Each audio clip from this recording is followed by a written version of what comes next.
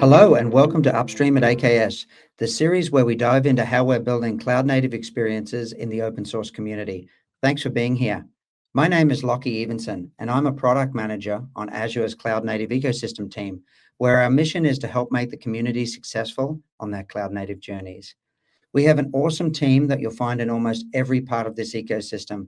And today I'm happy to introduce my colleague, Keith, who is a member of our Upstream team. Welcome, Keith. It's great to have you here. Hey, Lachie, happy to be here. Thank you. Please tell us about what you do at Microsoft and in the cloud native ecosystem. Yeah, absolutely. So, as you mentioned, I'm a principal engineer in the cloud native ecosystem team here at Microsoft. My focus is really on application layer networking. So, we're talking about service mesh, oftentimes gateway API and ingress networking.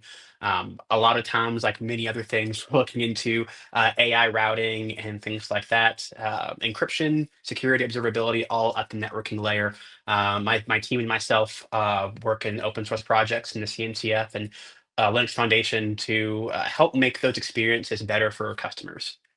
That's excellent. So service meshes, let's start there. I think I've heard service meshes for many, many years. And obviously I've looked into them myself. You mentioned Istio and the service mesh community there. Where is service meshes going? Where are service meshes going, I should say? And what does the future hold for service meshes?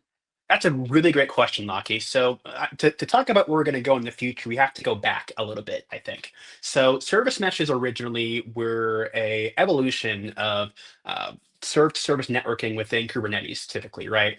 And the idea there is now that you have broken apart your monolith into all these microservices, you need to be able to secure, connect, and observe all the traffic going in between those different services. And Hmm. Service Mesh was developed in order to solve a lot of those problems. So distributed tracing, state-of-the-art MTLS in between all of your applications, being able to do something like traffic splitting for progressive rollouts and delivery. All those features, kind of roll into what we call the umbrella of Service Mesh. And I think oftentimes people hear the word service mesh and they get a bit intimidated because there's a lot of different things in that umbrella, and any given organization might not need all of them. But I think what I've found talking to users, talking to customers, both internal to Azure as well as external in the entire community, is that any given organization uh, typically doesn't have just one of those problems when it comes to identity or encryption or observability or traffic management. You typically have at least two or three different things that you need to solve for. And so at that point, having a unified sort of single pane of glass to control your network traffic becomes a really persuasive approach for you and your platform team, regardless of what size, which stage you're in, because it can ultimately be a tool that grows with you in your organization as you scale from, paying customers, 10 paying customers to your company to 100,000 to 1 million paying customers. Service Mesh, in what I believe we delivered with Istio, is going to be there with you through each step of that process. Yeah, one of the things, even in my own journey, when I was, a budding little cloud platform developer and trying to build a cloud platform, is even through my own journey, day one in building the cloud platform, it wasn't really a thing that I knew about. Service mesh wasn't really around, but kind of the terminology that was put around all those things, observability, routing, end-to-end MTLS, I think those are things I didn't even know that I needed. Mhm. And, I always said, hey, I didn't realize I needed a service mesh until I had my 50th service so that I could have observability, intelligent routing. So, but one of the things, I found early in my days, and many of the listeners may be on that cloud journey themselves, was look, going to put Kubernetes, moving to a Kubernetes and moving to a service mesh, it just seems like a lot at once. And then Mhm. understanding all those elements and how they interconnect and how to utilize them was incredibly challenging. So, what's being done in service meshes to make service meshes, more broadly consumable? Because I think, that complexity to onboard a service mesh is often one of the things that's complicated. So I think there's opportunity in projects like Istio to make that kind of journey easier. Because I think ultimately, I wish I had a service mesh day one and I Mhm. was able to grow up with that service mesh around and turn on features as I went, rather than kind of retrofit my whole environment and put something underneath once I had my 50th service.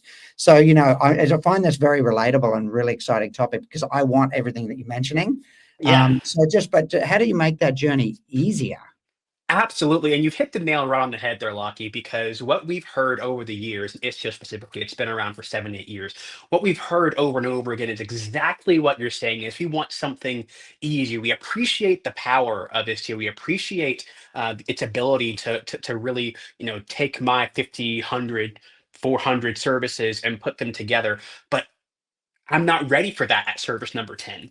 And so what we've done over the past couple of years within the Istio project is we've developed a new mode of operation within Istio, and we call it Istio ambient mode. And ambient mode provides 99% of all the same capabilities and APIs that you are used to in sort of traditional Istio, or that you might not even heard of if you're not using a service mesh. But we do it with standard Kubernetes APIs, and we do it in a way that is both simpler and more cost effective for the median user.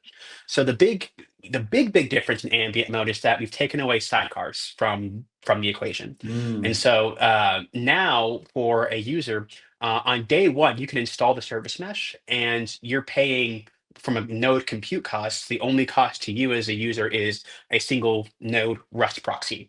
And that one architectural decision was a game changer for many of the customers, many of the users that we're talking to, because as you add new compute into every single pod you deploy into your Kubernetes cluster, um, especially with super dense bin packing approaches that enterprises and different users or people are trying to use to maximize the efficiency of their nodes, adding a new sidecar per pod adds up, and you pay that in cost to your cloud provider.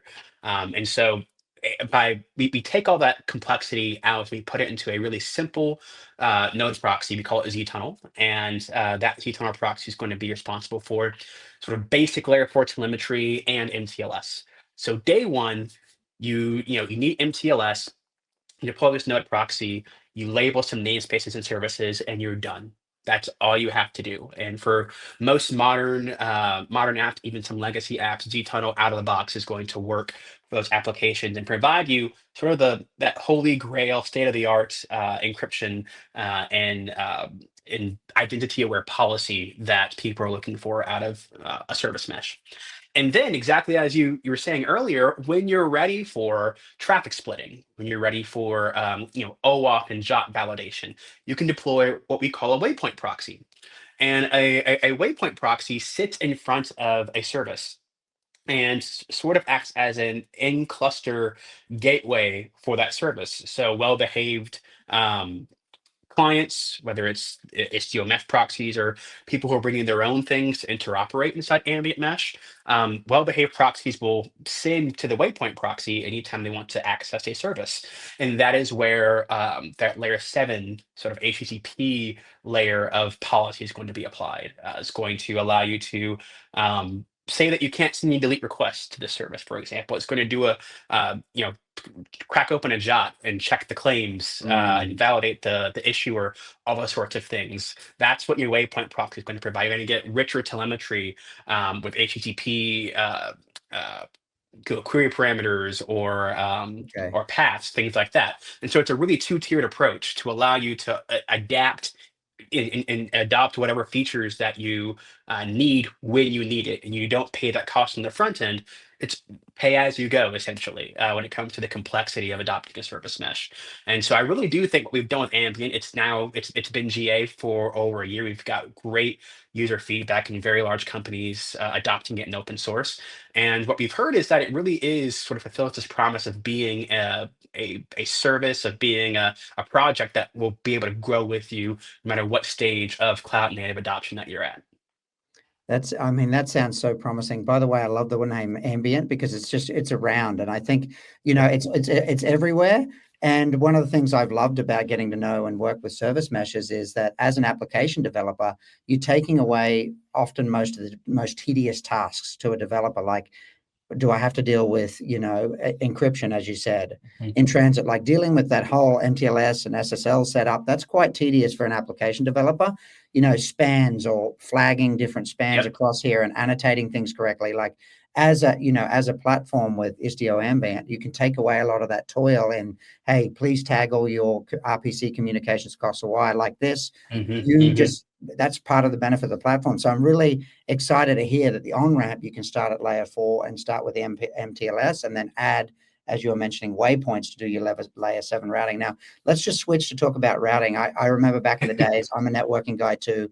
And, the journey kind of ended at layer 7 for me. It was like, look, anything above that's on the application developer. But when I Right. hear you talking about these things as the network operator myself, it was like, I have to deal with routing things and, reverse proxies and deal with routing inside your infrastructure. It's quite challenging. And when I, kind of said my deal's off at layer 7, if I see HTTP, I know how to do this.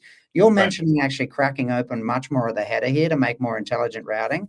And I think routing decisions, I think one of the really cool things that's happened is routing is application specific now.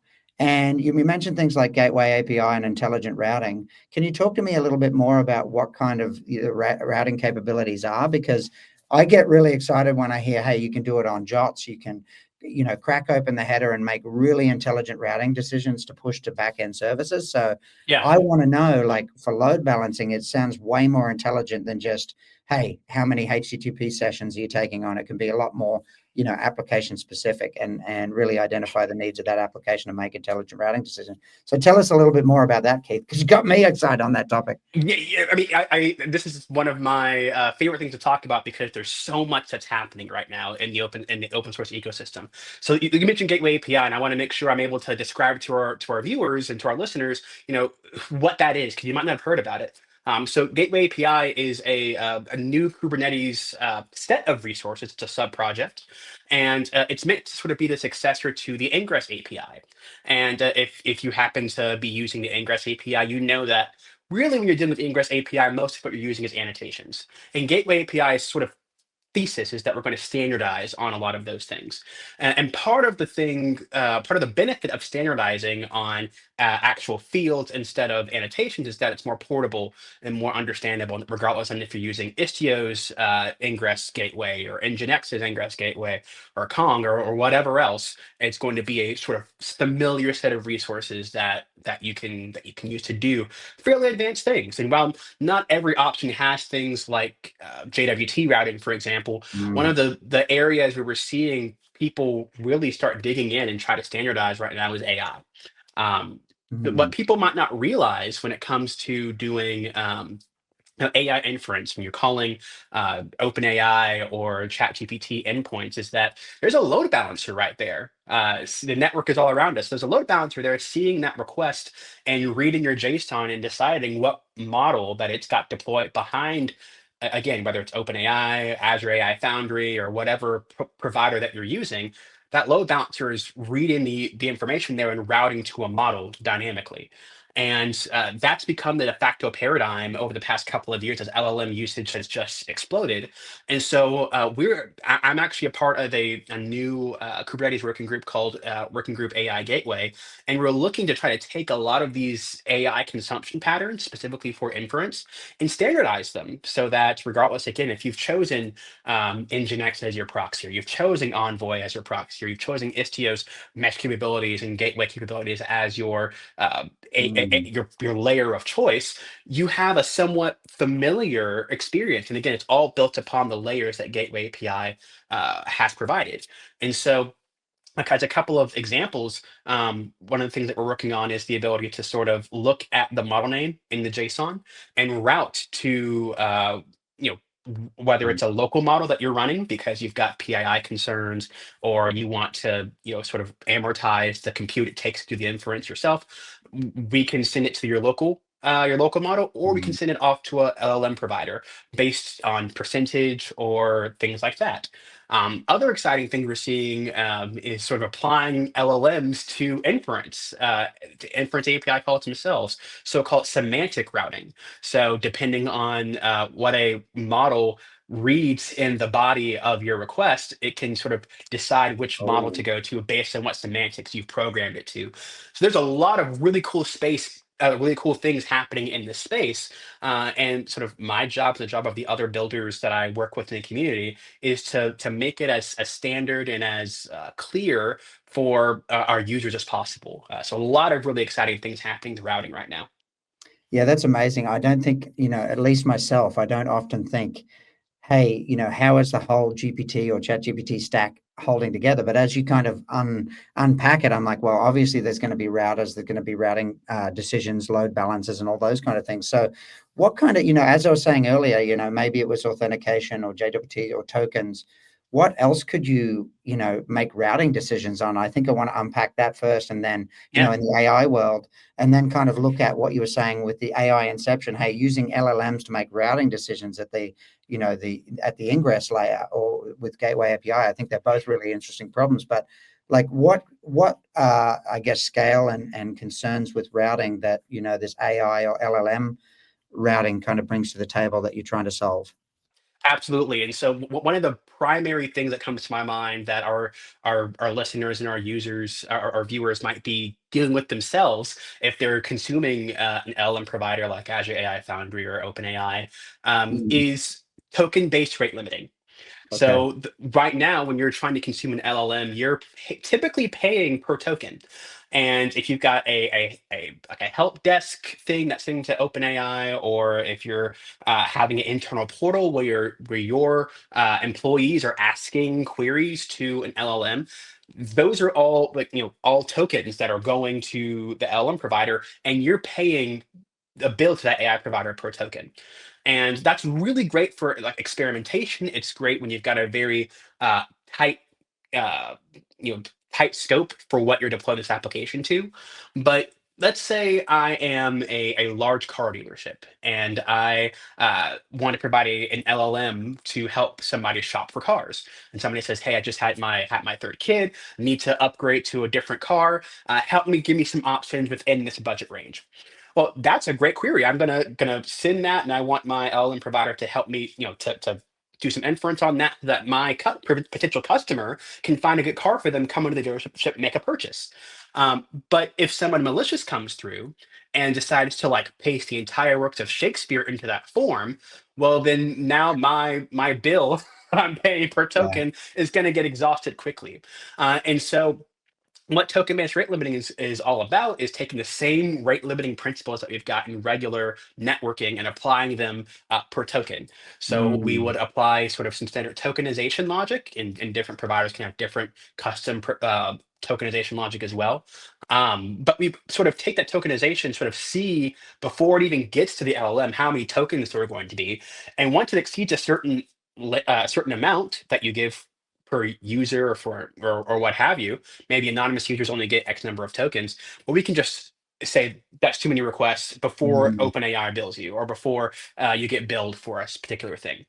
And what's really interesting and why I love the cloud native ecosystem is that these capabilities already exist on behalf of vendors. Like Azure's got a similar technology for our AI Foundry. OpenAI's got their own thing. Any given LLM provider is going to have this technology. But the mm. power of Kubernetes and the power of this ecosystem is that we're democratizing these things, providing it to users via standard CRDs that are versioned, that are maintained by multiple companies that you can depend on. So customers, users who want to develop their own solutions, who want to self-host, they can do that with the support of our active community because we're building upon standards and protocols in a vendor neutral place. And I just find that to be a wonderful innovation of collaboration that we've got in the cloud native ecosystem. That's so exciting, token-based rate limiting. I think that's a really exciting application. And I also think, just as you mentioned, speaking to the extensibility of the platform, you built Istio before, LLMs and the Gen AI generation was upon us. And you're able Right. to take, all these things you developed in Istio and reapply them to this technology stack. And I guess for those folks who already have Istio in their environment, they may be able to just turn this on if they're trying to, utilize LLMs and Yeah, build those that's the Gen AI goal. stacks, which is just a really cool. I think it was built at a different time and age, but you're able to retrofit it and make it extensively. So I think that's great. Now, I've also heard in kind of the AI ecosystem this term MCP and Yeah. these agentic based workflows. Have you given any thought to those style workflows, and how do they impact kind of the routing/service mesh world? That's a fantastic question. So, just for context, MCP stands for the Model Context Protocol, and it's a standard way to allow an agent that's doing work, using AI, to be able to grab some that's grounded context. So, it's going to be able to Mm, call what we call a tool and get, as an example, all your GitHub repositories. It's not guessing; it's grounded in, based on APIs and things like that. And so for a user who's wanting to deploy their own MCP server, there are lots of things that you're going to want to do there. We don't have time to go into all of them, but I can tell you what we're looking for inside of Istio to make auth for MCP easier, or to make adding some rules or some telemetry for MCP easier. We're looking at this and trying to figure out what the best way to go is. There's some discussion happening in Envoy's, the Envoy proxy, which is a sort of the de facto cloud native proxy, to try to see how we can make it work with MCP. There are other projects popping up with like AI gateway mm, features. So Envoy AI Gateway is one. There's this agent gateway project that was donated to the Linux Foundation a couple of weeks ago, that has some MCP native features, as well as some LM consumption features. And Istio, as you described, has really become a platform because networking works in layers. And so we built this thing like 7, 8 years ago, and we're looking to try to figure out where's the best place in the different layers and different that Istio provides as a platform to hook AI functionality in. So we love to hear from anybody who is listening to this or watching this to tell us what problems that you're seeing adopting AI or cloud native networking in general. We've got the Istio GitHub page. You can find the issue there. We've got a Slack channel. So if you've got concrete use cases, if this conversation has gotten you excited, we'd love to hear from you and have you help us sort of plot the course for what AI looks like within Istio. that's super exciting, Keith. I got to admit, I didn't know which way this discussion would go today, but listening to the applications of service mesh in the AI world is really exciting. So I know you mentioned a few links now, from everything from Istio to working group AI gateway to what you're doing in MCP and gateway API. Where can I point, folks that are listening in and watching, to be able to get connected into these great communities and help out with these problems you're trying to solve? Yeah, absolutely. So we're going to have the links in the show notes or in the comments, depending on where you're consuming this. But like I said, the Istio GitHub is going to be a great place to just get started asking a discussion. You've got GitHub discussions enabled, so you can discuss with other like-minded community members. There is the Istio Slack channel that is monitored by maintainers and TOC members. We've got the within the Kubernetes Slack channel, there is a working group AI gateway channel. We love to hear from people who are trying to solve these problems, who are trying to deploy gateways themselves. And then Envoy's got a different has a Slack channel. Um, and then finally, sort of the ultimate way to, I guess, get involved is grab somebody. If you are on social media or on LinkedIn or what have you, don't be afraid to just drop a link and talk about and let me know. I'm just Keith Mattix. Let me know how you're trying to solve these problems, and we can get you connected to the right people. That's excellent. I love that this is all open source and that folks can get connected if they're really interested in these topics. So really appreciate your time today, Keith. That was a wonderful and excellent discussion. I think you did a wonderful job just telling us about all the areas of innovation and what service mesh is and the future of service mesh. Thanks for joining us today. All the relevant links, as Keith mentioned, will be in the show notes. For the folks listening in and watching, please like and subscribe, and don't forget to let us know what you enjoyed about this topic and any other topics you'd love to hear from in the future. Thank you very much, Keith. No Thanks problem. for joining. Absolutely. Thank you.